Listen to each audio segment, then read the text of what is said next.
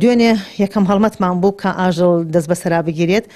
دوێنێ تقریبا نزیکەی 22 هەتا ئێوارە لە سعات 11ەوە دەستیان پێکرد بوو تا نزیکی 5 ئێوارە 22 ئاژەڵ دەست بەسەر کرابوو ئێمە هەموو ئاژەڵەکان گەورە بێ و بچووک بێت هەر ئاژەڵە 100,000 غەرامەیەکەین ئەم جارە بڕیارمانناوە هەتا 3 ڕۆژ ئێمە ئەتوانین ئاو و کەمێک خواردنیان بینێ دوای ئەو 3 ڕۆژە بە بڕیاری دادگا ئێمە ئاژەڵەکان سەرەبڕین بەڕاستی چونکە دانیشتوانی شاری هەڵەبجە بۆ خۆتان نەزان لە تۆڕە کۆمەڵایەتیەکان ئەوە یا بەنامە ئاگادارمانەکەن یاخود تەلەفۆنمان بۆ ئەکەن بەڕاستی بۆتە هۆی بێزاری دانیشتوانی شاری هەڵەبجە بە هیوام هاوڵاتیان هاوکارمان بن بۆ ئەوی ئێمە نەگەینە ئەو ئیجراعاتە یاسایانە کە ئەوان زەرەرمەند بن ئەو ئاژەڵانی کە سەرمان بڕین لە کوشتارگەی هەڵەبجە بدرێت بە هێزەکانی ناوخۆ و لەگەڵ وەزارەتی تەندروستی و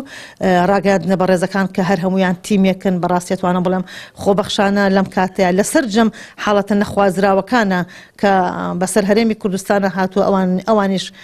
پێشنگ بوون و کاریان لەوانی کە کەمتر نەبووە بە هیوام نەگاتە ئەو حاڵە بەڵام ئێمە پێشنیارەکەین بۆ دیوانی پارێزگا ئەوانیش بە فەرمانێک ڕەزامەند